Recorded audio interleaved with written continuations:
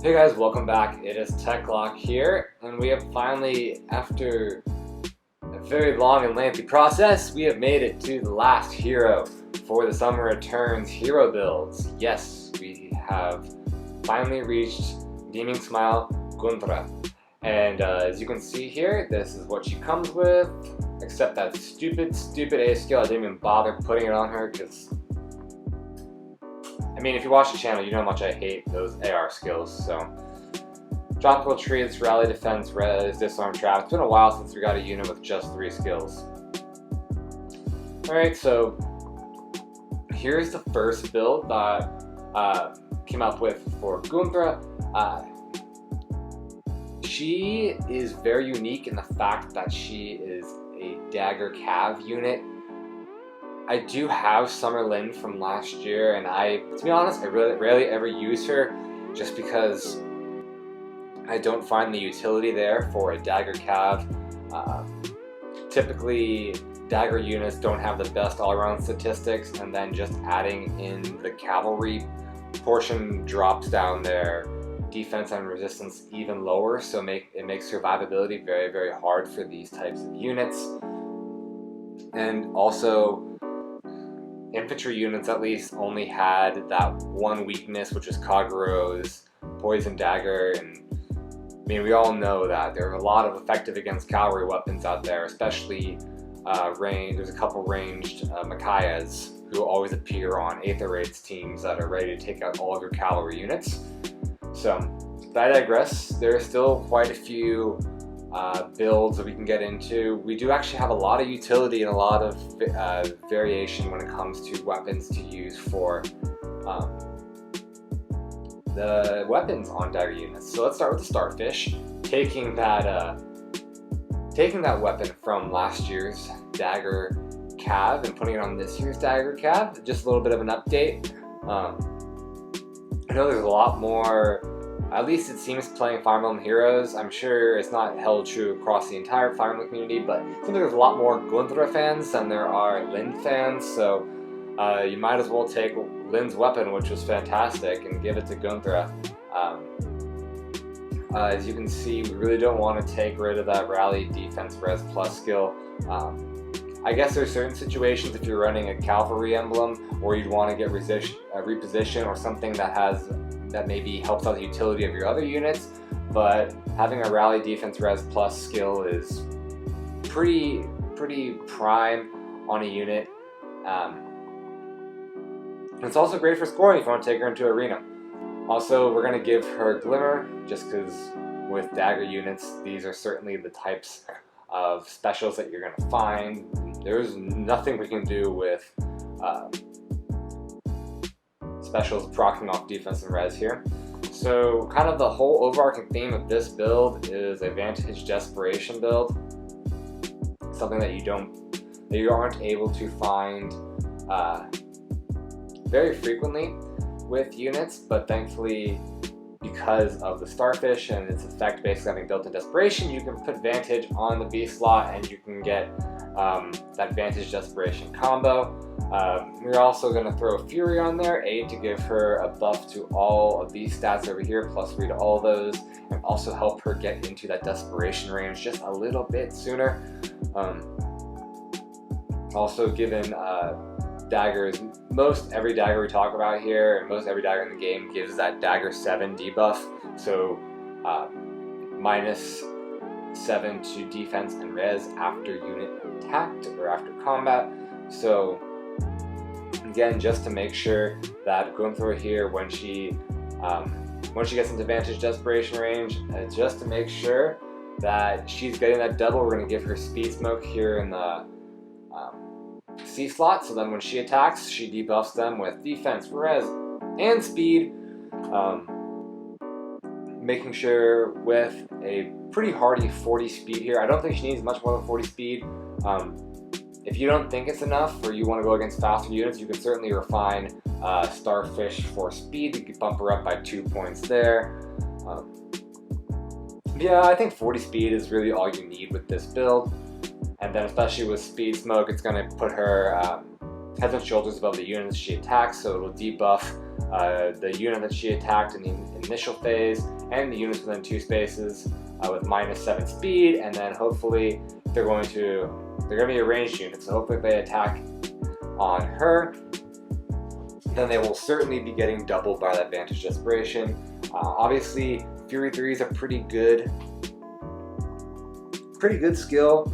Synergizes well with trying to get her HP a little bit lower.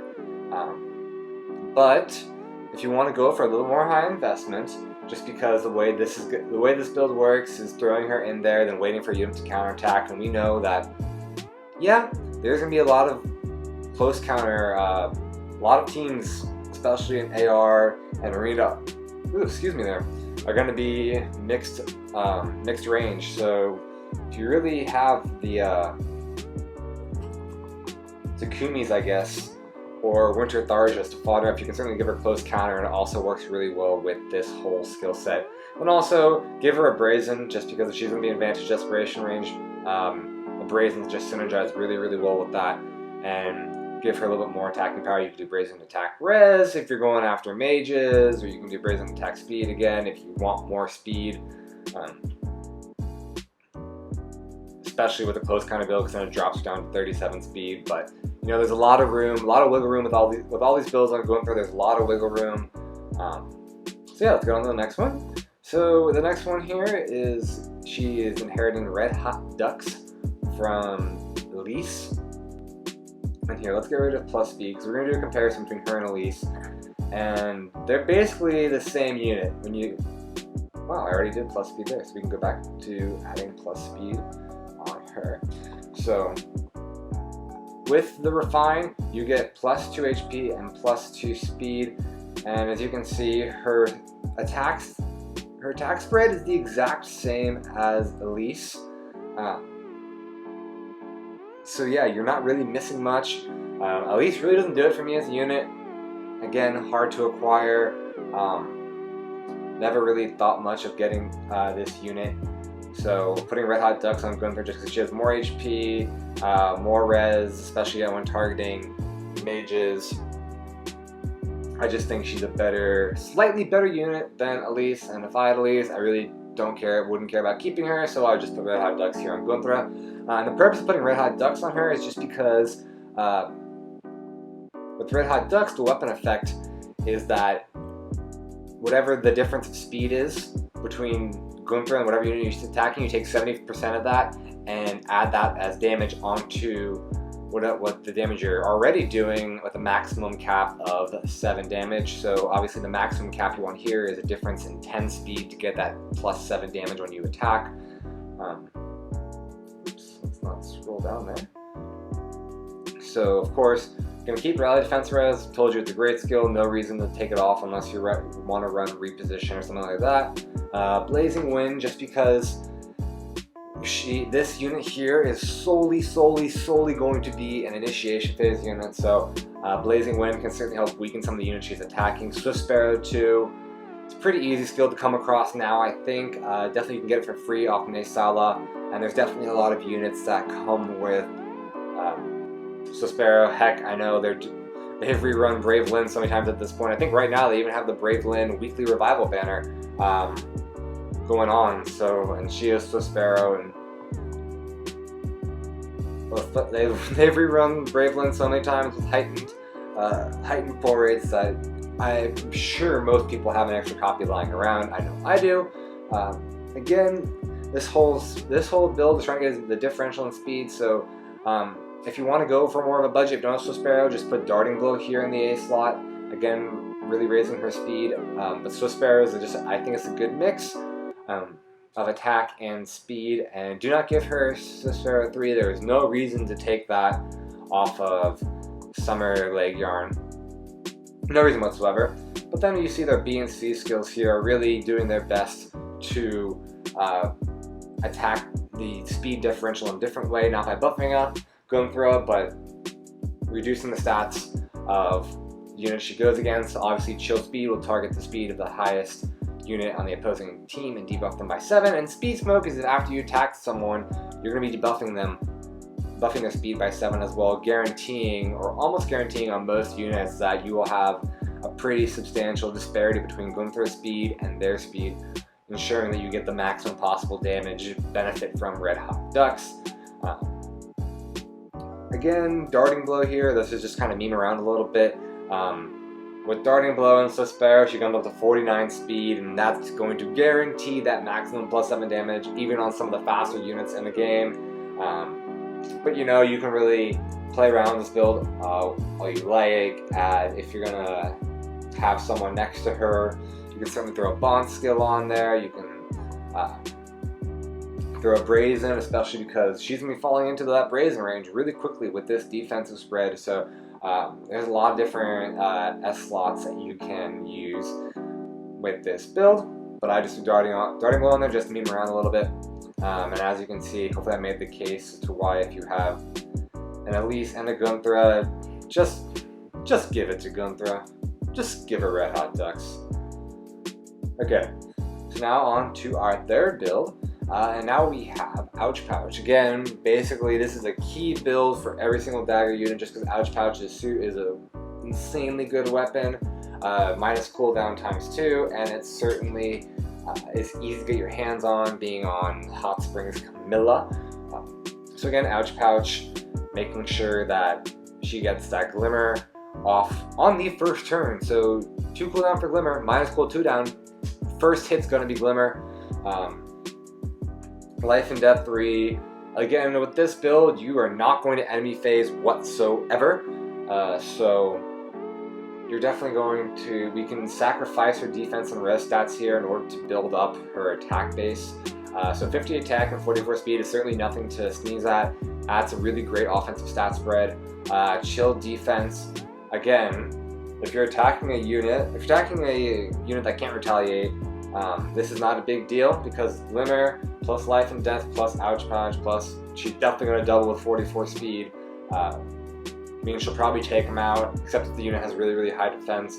But again, if you're coming up against a unit that can counterattack, say Mage, chill defense. There you go. Make that unit even more squishy, giving Gunthra more damage and therefore increasing your value when you proc Glimmer. And then, again, just going to drive home, building up the attack here, so we can throw an odd attack wave. Odd attack wave, even attack wave, both work. I personally prefer the odd attack wave skill just so you can have that buff on the first turn, and hopefully you can initiate on that very first turn. So that's why I picked odd attack wave here over even attack wave. And I feel like there is enough units in the game with odd attack wave that you can safely fodder off odd attack wave now. And also Heavy Blade, I mean, after that first initial Glimmer, she has decent enough attack to go after some of these units and keep proccing Heavy Blade. So, especially against units that can't counterattack, as long as she has more attack than they are. And 50 is nothing to sneeze at. 50 is a good attack stat, especially for a Dagger unit. And even if you really wanted to, you could refine Ouch Pouch by attack just to give her a little bit more attack. Obviously, it takes a toll on your speed, but again, 42 speed is still pretty good. 51 attack would synergize with Heavy Blade, and then if the unit can't counterattack, boom, first attack is going to reduce it by 2, and that second attack is going to proc Glimmer. Again, it's not the best attack stat in the game, so you can't guarantee Heavy Blade's going to trigger, but you know, I say it triggers enough for this build to be effective. Alright, and now we have our last build for Gunthra, and I think it's probably the most heavy investment build we have here. So this is a niche build for going after armor units. So obviously you would give Sky Myogi here, and in a different train of thought, we've been trying to beef up both her attack and speed in all these prior builds. Going after armor units, you don't have to worry about speed.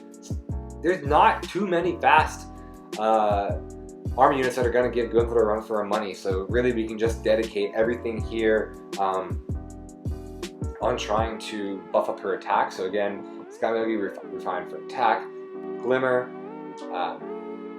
because Glimmer's going to work with this, and Without Sky Myogi, it might not work as well because, again, not the best attack going up against units with high defense, but we have Sorcery Blade here. And that's going to target the lower of defense or resistance on these armored units. And typically, we see, unless you're talking about Idun, who has pretty mixed bulk, most of these units heavily favor either resistance or defense. So Sorcery Blade.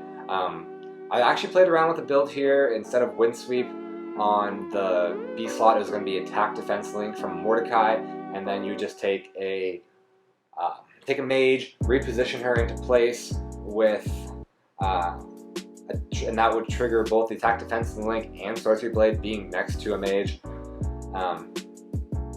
and then she'd be able to again get effective damage and target the lower of defense or resistance.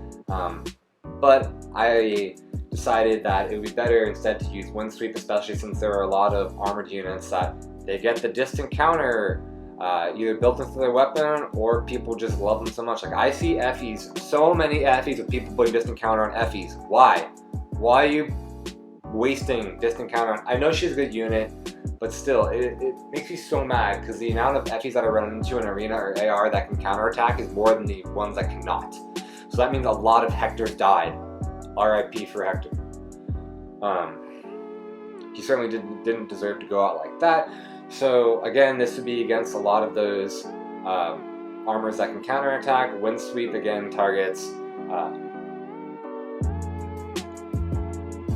beast damage. So again, she's gonna most likely have more speed. There's gonna be like one case where this won't happen, and you're gonna be like, Matt, I told you. You said this would work against any armor except for this one unit. That's crazy. That's an insane build. Yeah, I get it. Everything's not a guarantee, but majority of already armored units, she's going to be able to double and have significantly more speed then. So Wind Sweep goes for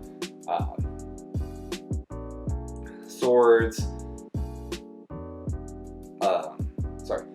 lances, axes, and beast damage. So she can certainly make sure to take care of those, especially Wind Sweep comes into effect because way too many army units have distant counter now, and also Kennegus is really scary when he can retaliate. So again, right here with this whole thing, we're just trying to build up that one attack, target the lower of the defense or res, and take them out in one shot and not get retaliated upon with Wind Sweep. Wind Sweep is good to prevent counterattacks just because her defense and resistance is pretty garbage. Again, Ward Cavalry here. I didn't want to put another odd attack wave, but certainly odd attack wave would work really, really well with this build. Again, just boosting up her attack as high as you possibly can get it to go. But again, if you're running her in a Cavalry emblem, you already have someone probably running Hone or Goad Cavalry, so she'll definitely get buffs. She'll definitely get other buffs, or if you're running a mixed team, you can run Attack Tactic. There's Attack Tactic running everywhere thanks to Legalt.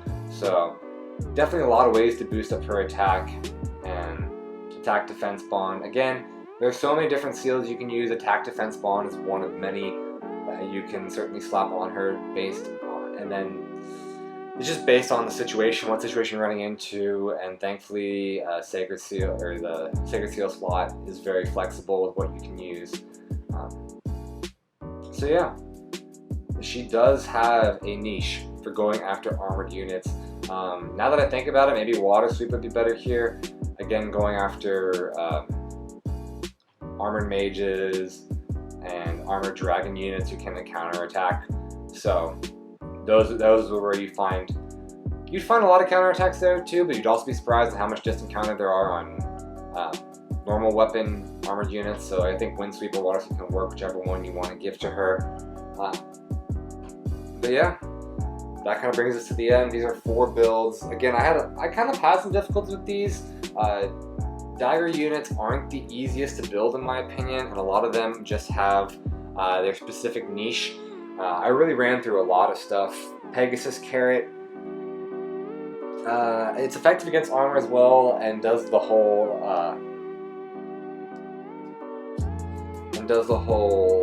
weapon triangle advantage. It revokes follow-up, or it nullifies any skills that hinder follow-ups or cancel follow-ups and whatnot. But again, Gunthra being colorless, she's not going to get a weapon triangle advantage on anything really. It would be very hard to find a use for that. So just leave that on your Spring Palas. And ironically, both Spring Pala and Gunthra have Disarm Trap. So there really is no reason to fodder off Spring Pala for this Gunthra here. Kitty Paddle, I really did think about giving Kitty Paddle to Gunthra, just because being a ranged physical unit, she does match up well against mage units. And Sakura's pretty old right now, and I don't see many people still running their Sakuras, so it's definitely a bench unit you could probably get rid of. But I didn't feel confident with her low defense, or her low res stats, and also there's a couple of mages out there who are effective against cavalry, which is unfortunate, so I didn't feel like putting effort into making that one. Again, I considered Lethal Carrot, considered Goody Boot, Bottle Juice, Cloud Myogi. Bottle Juice and Cloud Myogi, she just does not have the bulk to pull off those weapons with their effects. Goody Boot is based around defense and resistance, and yeah, I don't think Goody Boot would not be much help with our girl Gunthra here. And Lethal Carrot, don't get ready to Spring Kagura for that. Just no. It's hard. And I know people don't want to get rid of Spring Kagura just because a lot of people went nuts when she first released. So again, those are some of the other builds I considered but ended up not doing. So I hope you liked the 4 I presented here. So that kind of brings it to the end. I will not be doing a build video for the Tempest Trial Reward unit Summer Yilger, just because she's just an infantry axe ally. There's a lot of them running around out there. I'm sure if you pay attention to the game, there's a lot of good axe builds. I don't know if I could choose just one. That video might be like 40 minutes long. Plus, I really don't have any interest in using her because she is flashing blade fodder for either my Ira or my Carla, or both. Probably both. So, sorry if you guys are looking forward to build for her, but I will not be doing that. I have just a lot of other stuff I want to do right now, and I can't waste any more time on this banner. But hopefully you guys enjoyed the video. Hopefully you guys enjoyed this series. And if you did, please leave a like and a subscribe. It really helps out the channel. And also, if you made it this far, why don't you check out some other videos on my channel. Alright guys, hope you're having a great summer like these units are in the game. Take care.